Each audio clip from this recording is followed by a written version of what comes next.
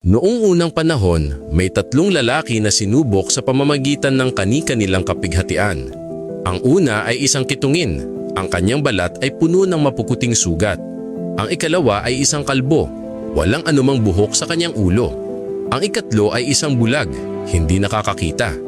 Dinais ng Diyos na subukin sila, kaya nagpadala siya ng isang anghel na nag-anyong tao. Lumapit ang anghel sa kitungin at tinanong, "Ano ang pinakanais mo?" Sumagot ang lalaki, "Nais kong magkaroon ng malusog at magandang balat at mawala ang sakit na ito na dahilan kung bakit iniiwasan ako ng mga tao. At nais ko ring magkaroon ng kamelyo." Hinawakan siya ng anghel at agad na nawala ang kanyang sakit. Naging maganda ang kanyang balat at siya ay binigyan ng isang buntis na kamelyo. Pagkatapos ay lumapit ang anghel sa kalbong lalaki at tinanong, "Ano ang pinakanais mo?" Sumagot siya, "Nais kong magkaroon ng magandang buhok upang hindi na ako talikuran ng mga tao. At nais ko rin magkaroon ng isang baka."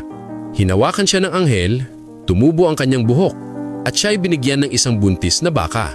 Sa huli, lumapit ang anghel sa bulag at tinanong, "Ano ang pinakanais mo?" Sumagot siya, "Nais kong ibalik ng Diyos ang aking paningin upang muli kong makita ang mga tao. At nais ko ring magkaroon ng isang tupa."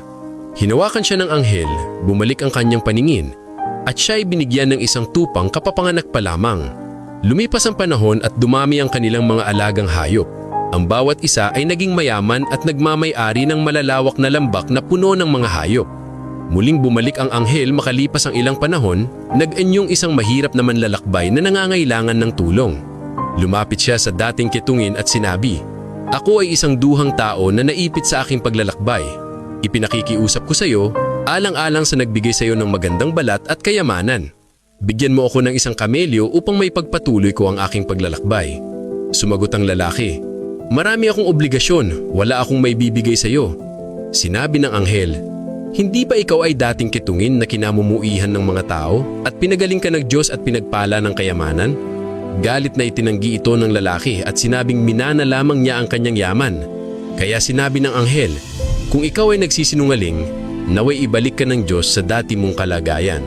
At siya ay naging tulad ng dati. Pagkatapos, pumunta ang anghel sa dating kalbo at humingi rin ng tulong. Tinanggihan din siya nito at inangking minana lamang niya ang kanyang kayamanan. Kaya sinabi ng anghel, "Kung ikaw ay nagsisinungaling, naway ibalik ka ng Diyos sa dati mong kalagayan." At siya ay naging tulad ng dati. Sa huli, lumapit ang anghel sa dating bulag at sinabi, "Ako ay isang mahirap na manlalakbay na nangangailangan ng tulong.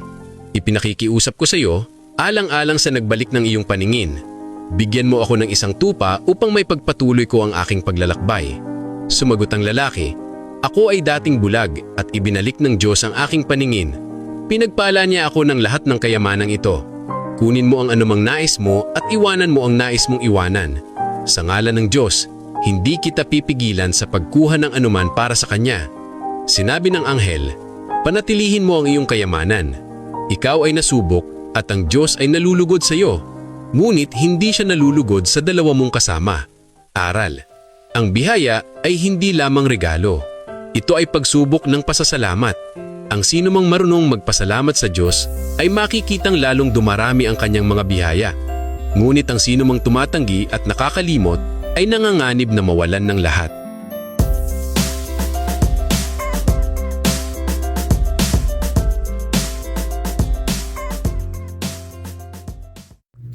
If you like this video, follow for more.